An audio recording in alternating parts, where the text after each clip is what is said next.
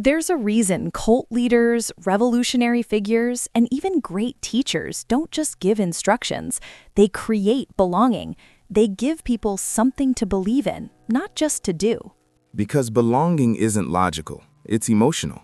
And if you become the source of that emotion, people will defend you, follow you, sacrifice for you, even without fully understanding why. That's why Greene says, don't coerce, capture. Don't just argue your way into someone's mind. Speak to the part of them that's longing for meaning. And it's subtle. You don't need grand speeches. Sometimes it's remembering a detail, saying their name with intention, noticing what others ignore. Those little things become emotional anchors. People remember how you made them feel more than what you said or did. And here's the twist. Most people are walking around with unspoken needs: to be seen, to be heard, to be safe. If you can meet even one of those, you gain leverage that logic can't touch. But it's not about fake empathy. If you fake it, you'll break it, because people feel when they're being used. Right. Real power isn't just reading people, it's caring enough to read them deeply, even if it takes longer. Influence built on manipulation crumbles the moment trust is tested. And trust isn't given, it's cultivated. It grows in consistency, in presence, in moments where you choose connection over control. That's the paradox of this law. The more gently you lead someone into belief, the more fiercely they'll defend that belief, and you with it. And once someone's heart is with you, their mind becomes a channel, not a wall. They don't need convincing, they align themselves with your purpose. That's the ultimate form of influence. Not dominance, but devotion. Earned, not demanded. But let's be clear, this isn't about becoming everyone's emotional support system. It's about mastering the emotional dimension of leadership. Because power without heart is brittle, and heart without boundaries is weak. This law teaches the balance, empathy as strategy, connection as leverage. This law shows up everywhere, in leadership, in politics, in personal relationships. The people who rise and stay in power are the ones who understand emotional currents. Exactly. It's not about being smarter, it's about being attuned. The person who can feel what others need and then become the answer to that need becomes magnetic. We've seen it in history. Revolutionaries who didn't just speak of change, they channeled collective pain. They named the unspoken. That's emotional warfare. And it's also emotional intelligence. The greatest influencers aren't shouting facts, they're crafting meaning. They're turning personal struggles into shared causes. Even in everyday leadership, this matters. A manager who listens, really listens, creates more loyalty than one who just rewards performance. Because people don't just want to be paid, they want to be valued, recognized. And if you can tap into that emotional currency, you outperform any formal authority. On the flip side, leaders who ignore this law, who treat people like functions, like machines, always lose them in the long run. Yes, because even if people obey you, they won't fight for you. They'll do the minimum, and the moment a better offer shows up, they're gone. But when someone feels seen and understood by you, they don't just stay, they protect you. They internalize your mission as their own. That's where loyalty is born, not from orders, but from emotional imprinting. That invisible bond that says, you get me, I trust you. And it's not about being soft, it's about being smart. You win hearts to stabilize power, not just to feel liked. And that's the difference between influence and manipulation. Influence builds over time. Manipulation shortcuts the process, but it rarely lasts. So ask yourself, am I trying to control people or connect with them? Because if you connect, the control comes naturally, but without the resentment. And that's how leaders shape not just actions, but cultures, not just agreements, but belief.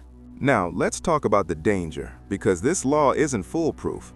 If misused, it can backfire. You can win someone's heart only to become responsible for it. That's real. When you enter someone's emotional world, you create expectation. Connection creates obligation. And if you're not prepared to hold that space, it collapses fast. And then the trust turns into bitterness. Loyalty turns into resentment, because what they felt was real, but what you offered was strategic. That's why this law isn't for amateurs. You don't play with emotions unless you're willing to honor the weight of what you awaken. Which is why, in the hands of a leader with integrity, this law creates legacy. Not just influence, impact. People remember how they felt under your guidance long after the role ends. Exactly. You're not just building obedience, you're planting emotional memory. You become a reference, the standard against which others are measured. But that only happens if your strategy includes care, real care. Not weakness, not sentimentality, but intentional presence. Because people know the difference. They can feel when your interest is real and when it's tactical, and the heart doesn't lie. So, how do you apply this law with strength and integrity? Start by asking, what do these people need to feel in order to thrive? Is it safety, recognition, hope? And then, how can you become the source of that feeling without pretending? Because influence that requires you to fake who you are is a time bomb. And the beauty is, when you get this right, your power becomes invisible. People don't feel ruled, they feel aligned. And alignment creates flow, energy, momentum. It removes resistance before it begins. That's what makes this law so powerful. You're not forcing outcomes, you're cultivating them, creating space where people want to follow. And when people want to follow you, even when they don't have to, that's power on another level. What I find fascinating is how scalable this law is. It works in a conversation between two people, and it works in politics, in movements, in nation building. Absolutely, because the emotional blueprint is the same. Whether you're leading a team or a country, the people you lead want one thing: meaning. And meaning doesn't come from charts or goals. It comes from story, from identity, from the feeling that I matter here. I belong here. And the smart leader crafts that story with care. They make people feel like essential parts of something larger. That's how armies are built. That's how cultures are born. Even brands do this. Great companies don't just sell products, they sell belief. They create emotional resonance that makes people identify with the mission. That's the secret. The heart buys in first, the mind follows later. Logic just justifies what emotion already chose. So if you want loyalty, don't just show people what you offer, show them what they become by standing with you. It's identity transfer. You're not asking for action, you're offering transformation.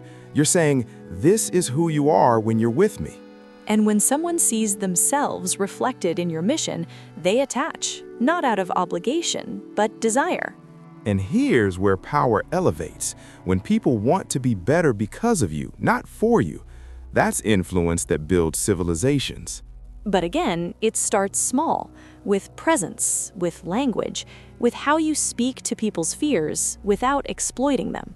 You don't just point to what's broken, you give them a role in fixing it. You make them feel capable, seen, necessary. That's the real leverage, not control, but contribution. When people feel they're part of the solution, they fight for it. And they fight for you too, not as a ruler, but as a mirror of their higher self. This is where Law 43 crosses from strategy into legacy, because the hearts you move others.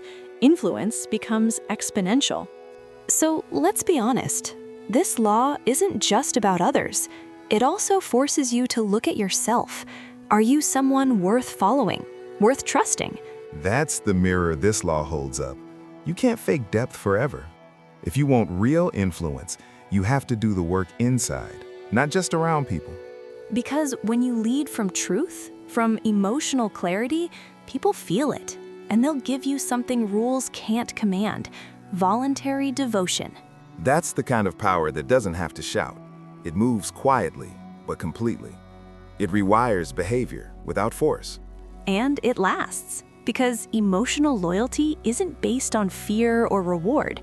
It's based on meaning, on identity, on connection.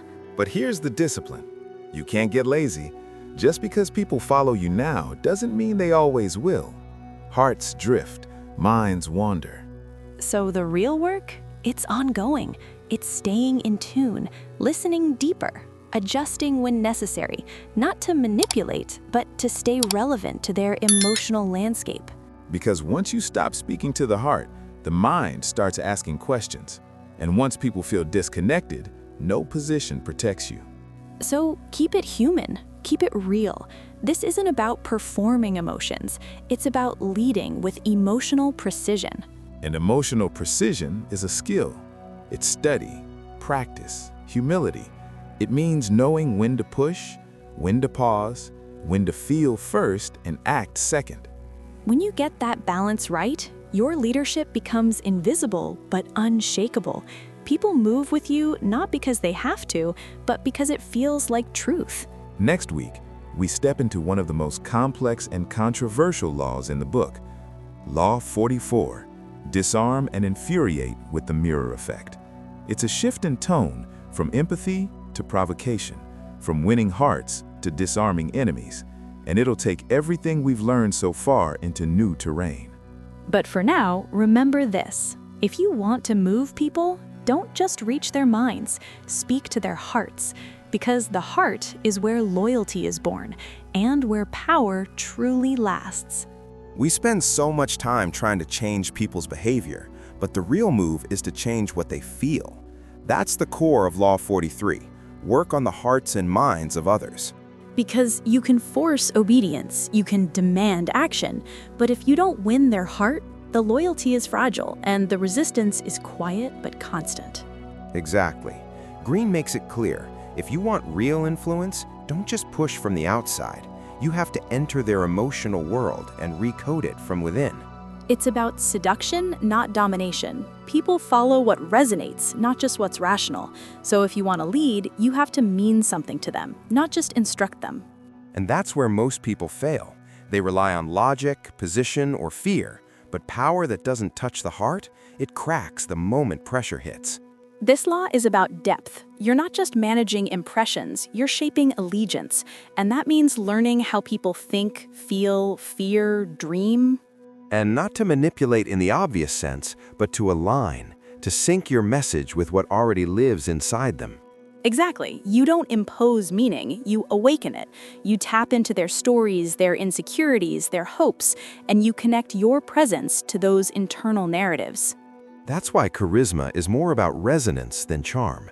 It's about reflecting someone's inner world back to them in a way they never knew they needed. And when you do that, you bypass resistance, because now they're not just following you, they feel understood by you. And being understood is the most addictive feeling on earth. That's the heart. If you reach it, minds follow. But here's the key, it has to feel real. You can't fake this for long. People detect performance. They respond to authenticity, or at least to what feels authentic.